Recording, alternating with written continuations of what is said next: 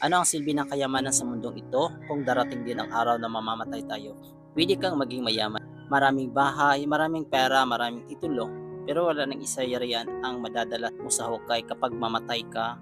Sabi sa Ecclesiastes chapter 5 and verse 15, as everyone comes naked from their mother's womb, so as they come, they depart, they take nothing from their toil, thus they can carry in their hands. Ang kayamanan sa mundo ay pangsamantala. Ngayon meron ka, bukas wala na.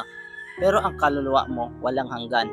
Sabi ni Jesus sa Luke chapter 12 and verse 15, watch out, be on your guard against all kinds of greed. Life does not consist in an abundance of possessions. Marami ang abala sa pag-iipon ng pera, pero hindi handa sa pangarap sa Diyos. Inaalagaan ang katawan pero pinababayaan ang kaluluwa. Isang paalala, you don't own what you have. You are only a steward. Kaya ang tanong ay hindi gaano kayaman, kundi gaano kahanda kapag tinatawag ka ng Panginoon.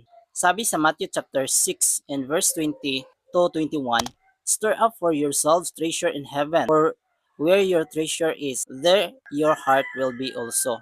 Gamitin ang kayamanan para sa kaluwalhatian ng Diyos, hindi para sa yabang ng tao. Dahil sa huli, hindi pera ang nagliligtas sa iyo, kundi si Jesus Christ lang.